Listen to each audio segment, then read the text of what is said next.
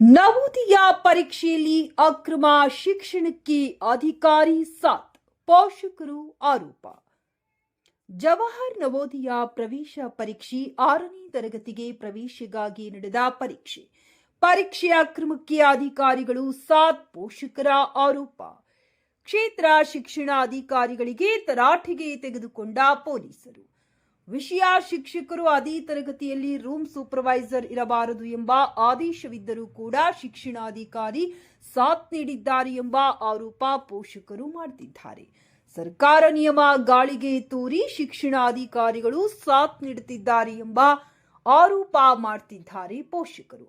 ಬೆಳಗ್ಗೆ 10 ಗಂಟೆಯಿಂದ 11:55 ಹೊರಗೆ ಬಂದ ನಾಗಪ್ಪ ಶಿಕ್ಷಕರ ಮೇಲೆ ಪೋಷಕರು ಕಿಡಿಕಾರಿದ್ದಾರೆ.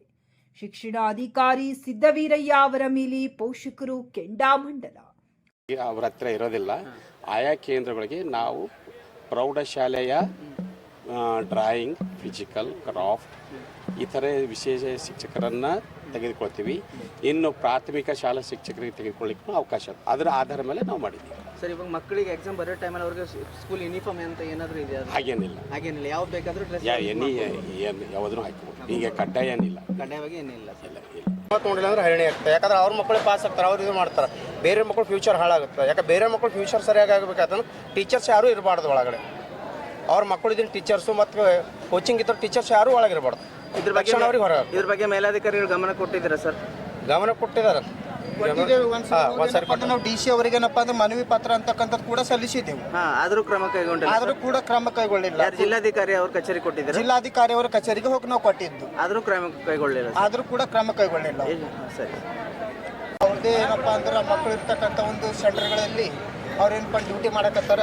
ಅದರಲ್ಲಿ ಈ ಒಂದು SSK ಬಸವೇಶ್ವರ ಕಾಲೇಜಿನಲ್ಲಿ ನಾಗಪ್ಪ AM ಅಂತಕ್ಕಂಥವ್ರು, ಅದರಲ್ಲಿ ಜಗನ್ನಾಥ್ ಸಂತಾಜಿ ಅಂತಕ್ಕಂಥವ್ರು, ನಂತರ ವೀರಭದ್ರಪ್ಪ ಅಂತಕ್ಕಂಥವ್ರು ಇವರೇನಪ್ಪ ಅಂದ್ರೆ ಇಲ್ಲಿ ಡ್ಯೂಟಿ ಹಾಕಿಸ್ಕೊಂಡಿದ್ದಾರೆ.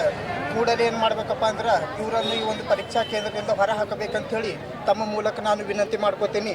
ಅನಂತರ ನೀಲಾಂಬಿಕಾ ಗರ್ಲ್ಸ್ ಹೈಸ್ಕೂಲ್ನಲ್ಲಿ ಕೂಡ ಏನಪ್ಪ ಅಂದ್ರೆ ಸಿದ್ಧಾರ್ಥ್ ಪೋಸ್ತೆ ಮತ್ತು ಬಸವರಾಜ್ ರೋಹಿಲೆ ಮತ್ತು ಶಶಿಕಾಂತ್ ಅಂತಕ್ಕಂಥವ್ರು ಕೂಡ ಏನಪ್ಪ ಅಂದರೆ ಡ್ಯೂಟಿ ಹಾಕಿಸ್ಕೊಂಡಿದ್ದು. ಕೂಡಲೇ ಈ ಮೂಲಕ ನಾನು ಆಗ್ರಹ ಮಾಡೋದೇನೆಂದರೆ ಈ ಒಂದು ಸೆಂಟರ್ನಿಂದ ಏನಪ್ಪ ಅಂದ್ರೆ ಕೂಡಲೇ ಏನಪ್ಪ ಅಂದ್ರೆ ಹೊರ ಬಿಡಬೇಕೆಂದು ತಮ್ಮ ಮೂಲಕ ನಾನು ವಿನಂತಿ ಮಾಡ್ಕೋತಾ ಇದ್ದೀನಿ. ಈ ಮೂಲಕ ನಾವು ಪರೀಕ್ಷಾ ಕೇಂದ್ರದಲ್ಲಿ ಆಗ್ತಕ್ಕಂಥ ಅವ್ಯವಹಾರಗಳನ್ನು ಏನಪ್ಪ ಅಂದ್ರೆ ನಾವು ಕೂಡಲೇ ಏನಪ್ಪ ಅಂದ್ರೆ ಬಹಿರಂಗಗೊಳಿಸಿ